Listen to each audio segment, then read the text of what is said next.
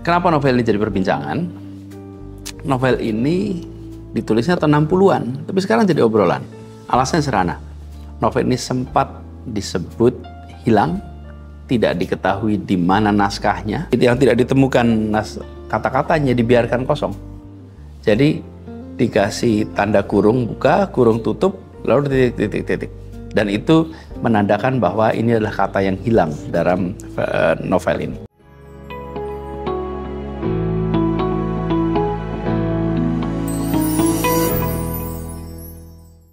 Assalamualaikum warahmatullahi wabarakatuh. Apa kabar teman-teman semua? Kembali lagi di channel ini kita bahas buku. Nah, kali ini saya akan membahas sebuah novel yang jadi perbincangan para pecinta sastra akhir-akhir ini. Novel ini berjudul Kereta Api yang Berangkat Pagi Hari, karya almarhum Profesor Dr. Kunto Wijoyo atau biasa dipanggil Pak Kunto. Kenapa novel ini jadi perbincangan? Novel ini ditulisnya tahun 60-an, tapi sekarang jadi obrolan. Alasannya sederhana. Novel ini sempat disebut hilang, tidak diketahui di mana naskahnya. Jadi sebagai gambaran, novel ini sebenarnya pernah diterbitkan di Harian Jihad sebagai sebuah tulisan bersambung. Novel tersebut ditulis sekitar Juni sampai Agustus 1966 sebagai cerita bersambung. Nah, masalahnya Harian Jihad itu udah tutup dan Pak Kunto maupun keluarganya juga tidak punya dokumentasi naskah asli novel tersebut, karena itu novelnya sempat dianggap hilang. Nah, ternyata naskah Harian Jihad itu berhasil didokumentasikan oleh Perpustakaan Nasional. Naskah itu kemudian direstorasi, kemudian diterbitkan ulang dalam bentuk buku pada bulan Desember 2024. Jadi itu yang kemudian menjadi menarik, bahwa novelnya hilang, penulisnya, keluarganya tidak ada, tidak punya dokumennya, tapi kemudian ternyata Perpustakaan Nasional punya mikrofilmnya. Ada beberapa hal yang menarik di dalam novel ini, tapi sebelum kita bahas isinya, kita bahas dulu tentang penulisnya. Namanya Pak Kunto. Beliau adalah seorang pribadi multitalenta yang pernah dimiliki negeri ini.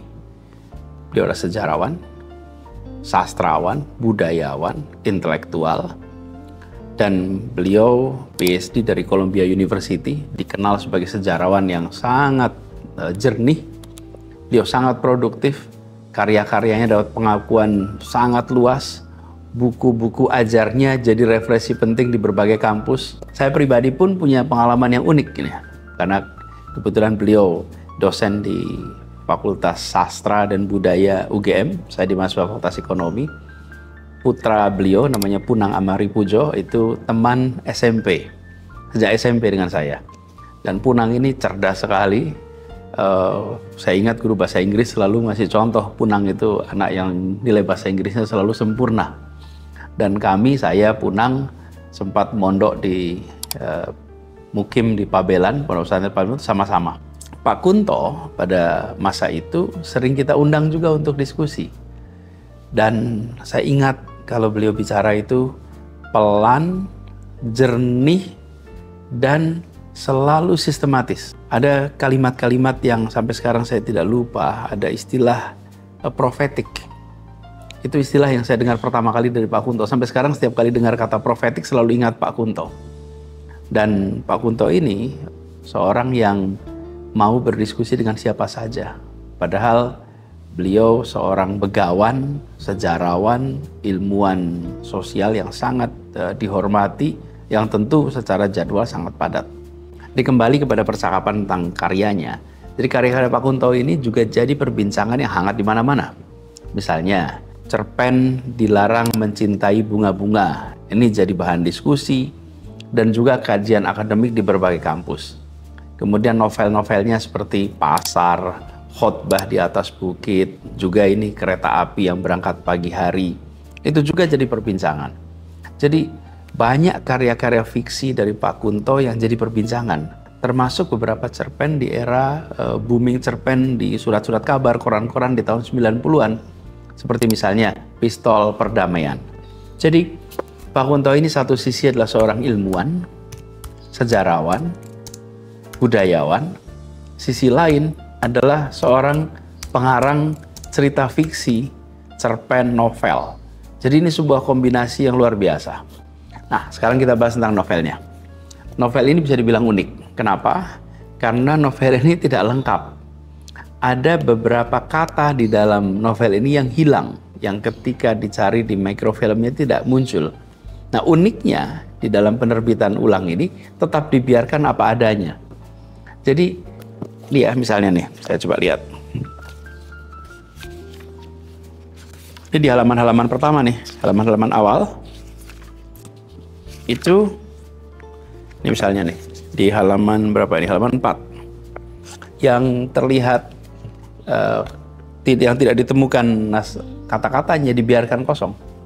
Jadi dikasih tanda kurung buka, kurung tutup, lalu titik.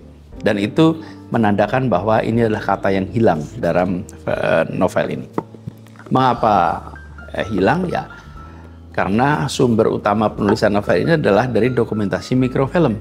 Nah, rupanya pada saat proses scan, sangat mungkin koran yang di-scan itu kondisinya sudah tidak bagus, sehingga tintanya mungkin sudah hilang. Atau bisa jadi juga cetakan dari awalnya memang kurang bagus. Apapun konteksnya, masa itu memang proses scanning nggak seperti sekarang. Kalau sekarang pakai HP aja kita bisa scan. Waktu itu dengan proses scanning untuk mikrofilm. Jadi, ada beberapa bagian yang memang kata-katanya hilang. Tapi itu tidak mengurangi keutuhan cerita dari novel ini. Bahkan menjadi keunikan. Karena ada semacam misteri-misteri gitu di antara bacaannya. Itu keunikannya. Lalu secara umum, novel ini hanya bercerita tentang sebuah kejadian yang peristiwanya 1-2 hari saja. Tapi ada banyak adegan kilas balik, flashback yang membuat cerita ini jadi agak panjang. Walau kalau dihitung, novel ini juga tidak terlalu panjang. Ini hanya sekitar 100 halaman. Jadi cocok untuk dibaca akhir pekan, karena dalam 1-2 hari saja novel ini bisa selesai. Novel ini diawali dengan cerita sebuah ujung rel kereta di satu desa namanya Ngawonggo, Klaten. Nah, sebagai catatan saja ya, Pak Kunto itu SD SMP-nya di Klaten. Nah, ujung rel pemberhentian kereta ini bukanlah stasiun. Kereta berhenti di desa tersebut karena tidak bisa mencapai stasiun yang seharusnya jadi tempat pemberhentian. Jadi alasan mengapa kereta tidak bisa sampai stasiun, karena jembatan kereta yang menghubungkan desa itu dengan stasiun itu diledakkan oleh pejuang pada masa revolusi. Jadi setting novel ini itu berkisar masa revolusi Indonesia kira-kira tahun 49. Karena di akhir cerita dijelaskan bahwa perang melawan Belanda sudah usai. Nah, menariknya, meskipun novel ini bercerita tentang masa revolusi, tapi adegan persiapan peledakan bom di jembatan kereta itu juga jadi salah satu adegan heroik yang berkaitan dengan perang dalam novel ini. Lalu sebagian besar alur novelnya berkisah tentang relasi manusia di sekitar desa tersebut. Pembahasan tentang hubungan personal, hubungan sosial, itu memang jadi ciri khas dari tulisan-tulisan visinya Pak Kunto.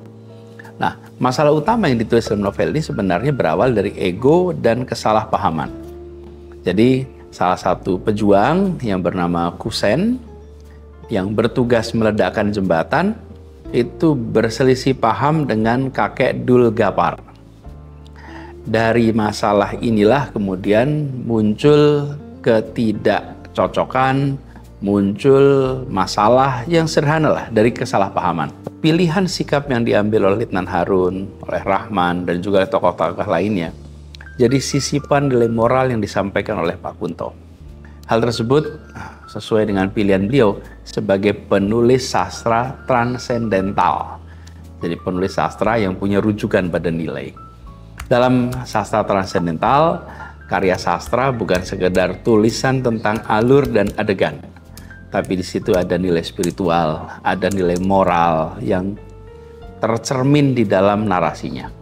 Nah, ini salah satu nilai plus dari novel ini dan juga karya-karya Pak Kunto lainnya. Setelah kita baca karya Pak Kunto, kita akan memperoleh bahan perenungan. Apa yang terlihat di permukaan tidak selalu seperti aslinya. seseorang yang dicap macam-macam ternyata tidak seperti itu aslinya. Nah, dalam karya-karyanya, Pak Kunto juga ingin menghadirkan sastra yang tidak hanya menggambarkan realitas sosial, tapi juga memberikan pencerahan spiritual dan moral kepada pembaca. Nah, itulah kelebihan dari novel-novel Pak Kunto, termasuk di novel ini. Lalu bicara tentang kurangnya, semua karya selalu ada kritik. Nah, salah satu kekurangan yang ada di sini adalah kata-kata yang hilang dalam novel. Meskipun ya, seperti saya bilang tadi, kata-kata itu tidak membuat alur cerita terpenggal, tidak juga menghilangkan makna yang ada di dalam cerita ini. Malah bila dipikir, ia jadi kekuatan bagi pembaca karena memancing pembaca untuk mengisi kekosongan itu dengan imajinasi kita sendiri. Jadi teman-teman semua, bagi yang mencintai sastra, karya dari Pak Kunto ini saya rasa harus masuk dalam wajib baca. Buat daftar wajib baca, dan salah satunya adalah novel Pak Kunto ini, Kereta Api yang Berangkat Pagi Hari. Terima kasih sudah menyimak ulasan ini. Assalamualaikum warahmatullahi wabarakatuh.